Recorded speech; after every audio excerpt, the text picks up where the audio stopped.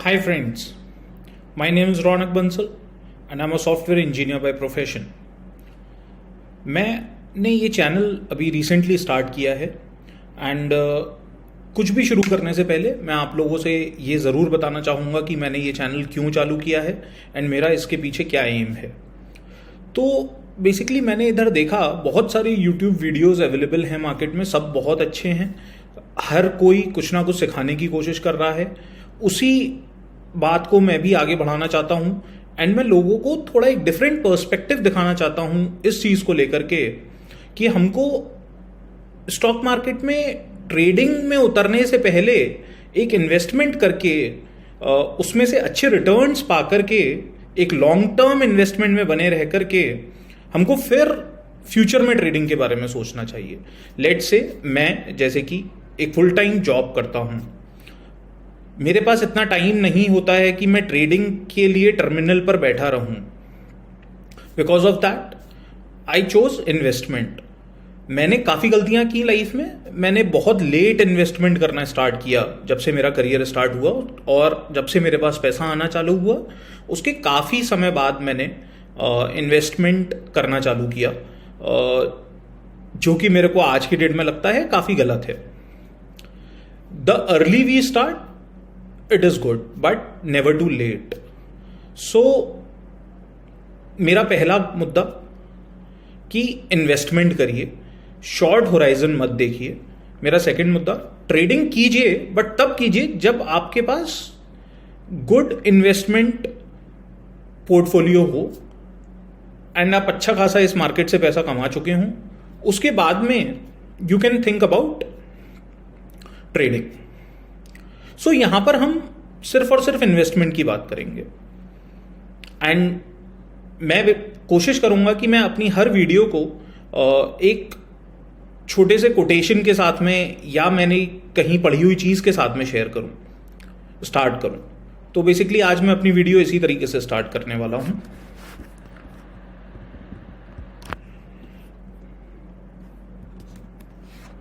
So this is the one of the good quotation जो कि किसी ने कल लिखा था ट्विटर पे, तो मैंने उसको पढ़ा and I thought of sharing this with you guys.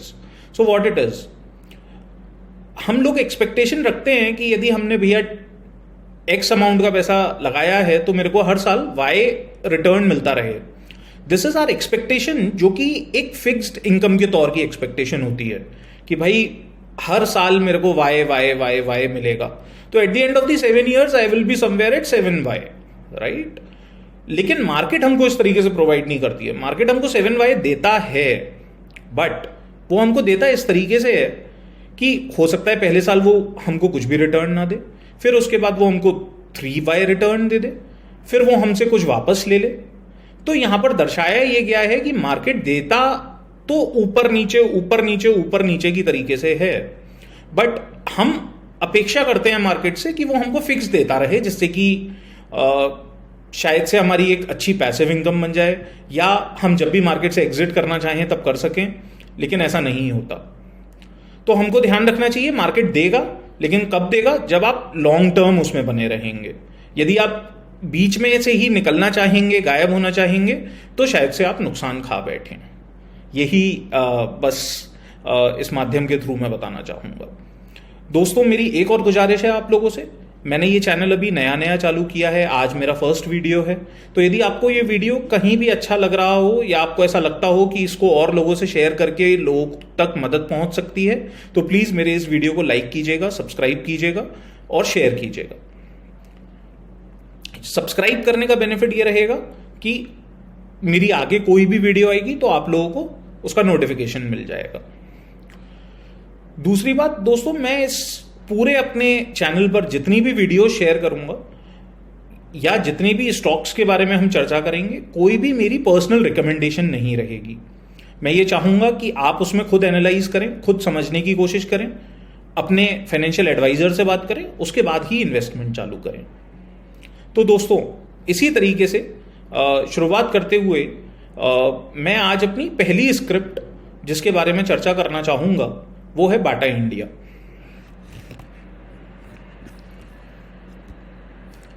So stocks के फंडामेंटल्स को चेक करने के लिए मैं स्क्रीनर यूज करता हूँ.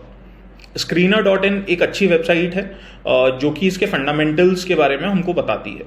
किसी भी कंपनी का फंडामेंटल्स के बारे में वो हमको बताती है. तो आप देख पाएंगे जिस तरीके से मैं थोड़ा सा स्क्रीन को एनलार्ज कर रहा हूं, तो हम बाटा इंडिया की यदि बात करते हैं तो Bata India currently is at 1303 and उसकी मार्केट कैप है 16,748. तो इसको हम एक लार्ज कैप कंपनी की कैटेगरी में डाल सकते हैं एनएससी पर. What are large cap companies? तो बेसिकली जिन कंपनीज का टर्नओवर या मार्केट कैप अराउंड 20,000 करोड़ का हो उसको हम लार्ज कैप कंपनीज मानते हैं अपने देश में. So Bata India can be considered as a large cap company. Now fundamental analysis करते समय मैं किन किन पैरामीटर्स को देखता हूं, हम उनकी बात करते हैं. तो सबसे पहला पैरामीटर जो कि मैं देखता हूं वो देखता हूं ROCE, return on capital employed. So जब हम रिटर्न ऑन कैपिटल एम्प्लॉयड की बात करते हैं तो मेरी नज़र में जो सही फिगर है रिटर्न ऑन कैपिटल एम्प्लॉयड को देखने के लिए वो अप्रॉक्सीमेटली 30%. यदि कोई कंपनी ने जो पैसा लगा रखा है यदि वो उसमें 30% पैसा साल कमा रही है तो वो एक उसके लिए अच्छा रिटर्न है. तो रिटर्न ऑन कैपिटल एम्प्लॉयड पर भी बाटा इंडिया खरी उतरती है. इसके बाद इसका जो मैं सेकंड पैरामीटर हमेशा हर कंपनी का चेक करता हूं वो है डेट टू इक्विटी रेशो. वो भी इस कंपनी का काफी अच्छा है. इस कंपनी का कोई डेट नहीं है, इट्स अराउंड 0.1% डेट. इतना डेट हर कंपनी का होता है. इसके बाद में जिस पैरामीटर को हम देखेंगे फंडामेंटल एनालिसिस के टाइम पर वो हम देखेंगे कि अपने कॉम्पिटिटर्स में कैसा रोल प्ले कर रहा है. तो आप देखेंगे Relaxo is the market leader in this segment. जब हम फुटवेयर इंडस्ट्री की बात करते हैं तो रिलैक्सो के बाद बाटा आता है and it is doing fairly good in this segment as well in his segment. अब हम सेल्स की बात करते हैं. सेल्स जैसा कि हम सबको पता है दोस्तों, कोरोना की वजह से लास्ट क्वार्टर में कंपनी की सेल्स पे काफ़ी फर्क आए थे. जून 2020 में यदि आप सेल देखेंगे तो सिर्फ 135 करोड़ की थी, लेकिन कंपनी ने दिसंबर 2020 वाले क्वार्टर में फिर से पिकअप किया एंड हम देख पा रहे हैं कि इसकी सेल अब 616 करोड़ के आसपास है. एक्सपेंसेस इन्होंने मेंटेन किए हुए हैं, जिसको देखते हुए कंपनी का जो ऑपरेटिंग प्रॉफिट निकल करके आता है for December quarter is 118. I agree with you guys. यदि आप लोग ये बोलना चाहें कि भाई अब तो फिर से लॉकडाउन लग रहा है, देश की सिचुएशन बहुत खराब है, स्टॉक्स डाउन जा सकते हैं क्योंकि मार्केट में लॉकडाउन लगने की जैसी नौबत आ चुकी है या बहुत जगह ऑलरेडी लॉकडाउन लग रहे हैं, तो मेरा यहां पर कहना यह है कि इस समय हमको इस स्टॉक में पैसा लगाने की एक अच्छी अपॉर्चुनिटी मिल रही है. आई रियली डोंट नो कि ये यहां से और हो सकता है नीचे जाए. मेरे को ऐसा पोटेंशियल लगता है इस स्टॉक में कि अब इसके नीचे जाने की गुंजाइश कम है, और यदि जाएगी भी तो मुझे कोई चिंता नहीं है क्योंकि मुझे पता है कि मैं एक ऐसी कंपनी में पैसा लगा रहा हूं जिसमें मैं बिलीव करता हूं. तो उन चीजों को देखते हुए मेरा पर्सनल जो राय बनती है वो ये बनती है कि इस समय बाटा इंडिया एक अच्छे लेवल पर है जिसमें कि हमको पैसा लगाना चाहिए. उसके बाद में दोस्तों यदि हम और नीचे चलते हैं तो देखेंगे कि इस कंपनी के जो सेल्स फिगर्स हैं वो भी अपने आप में काफ़ी अच्छे लेवल पर हैं. सेल्स फिगर की यदि हम बात करें तो इस कंपनी ने पिछले साल 2931 करोड़ की सेल की थी, उसकी अपेक्षा इसने मार्च 2020 में 3056 की है. अगेन एक्सपेंसेस कंपनी ने कंट्रोल किए हुए हैं. और यदि हम टीटीएम देखते हैं, टीटीएम क्या होता है? ट्रेलिंग 12 मंथ्स का जो सेल और एक्सपेंस है.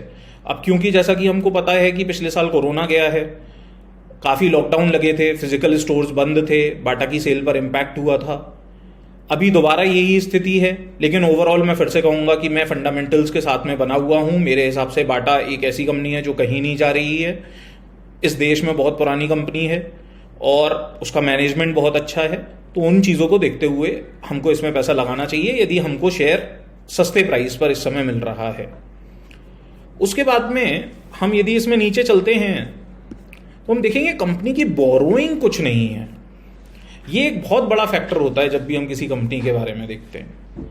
कि कंपनी ने यदि कुछ भी बोरो नहीं किया हुआ है तो बेसिकली इसको पिछले साल कुछ बोरोइंग की जरूरत पड़ी जो कि इन्होंने बोरो किया। इस पर मेरे को बहुत और इंफॉर्मेशन नहीं मिल पाई है कि ये बोरोइंग क्यों हुई। इसके साथ में यदि एक और बड़ा फैक्टर जो कि हम यहां पर देखेंगे वो है कि कंपनी ने के पास यदि कैश है विच इज 582 करोड़, उसके पास कैश है फ्रॉम ऑपरेशनल एक्टिविटीज। तो जो कंपनी कैश रिच होती है उसका दोस्तों वैसे भी कुछ नहीं होता है। प्लस हम आरओसी जिस तरीके से हम पहले बात कर चुके हैं इस 25%।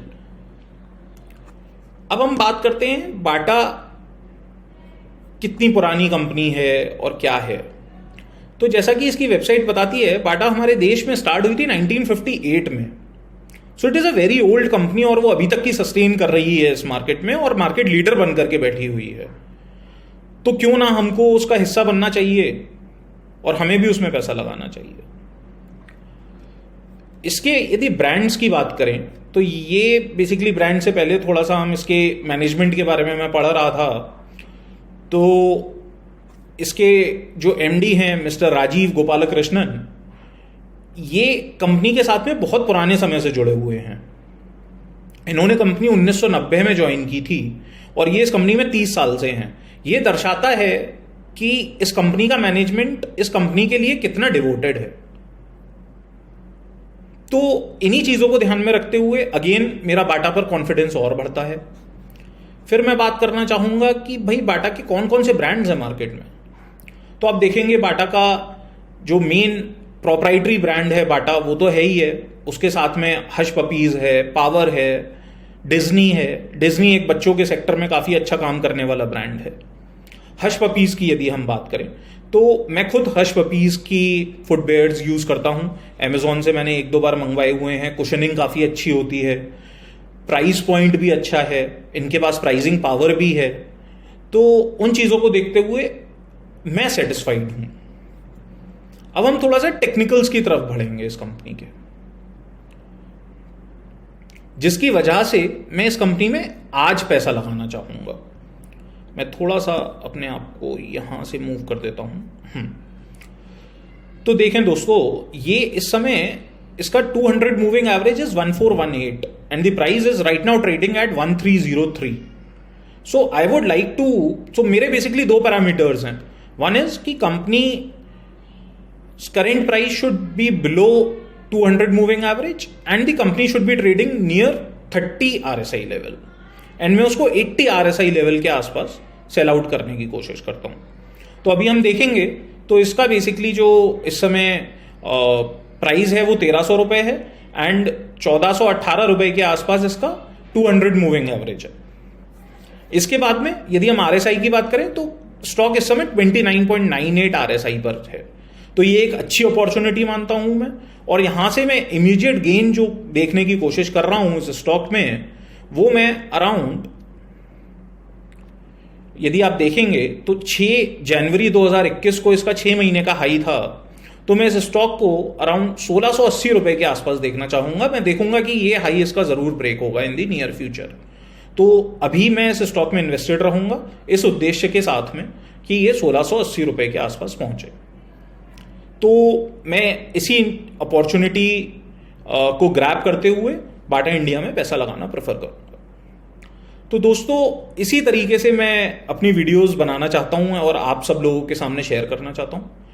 Please let me know in comment section कि मैं और किस तरीके से इंप्रूव कर सकता हूं, what are the things which I should be taken care of and I will definitely try to inculcate them. Thanks a lot and have a good day. मैं ये आशा करता हूं कि आप सब लोग घर पर ही रहें और सेफ रहें। कोरोना का टाइम है, प्लीज घर से बाहर ना निकलें और यदि निकलने की आवश्यकता भी है तो प्लीज अपने मास्क पहन करके निकलें। Thanks a lot.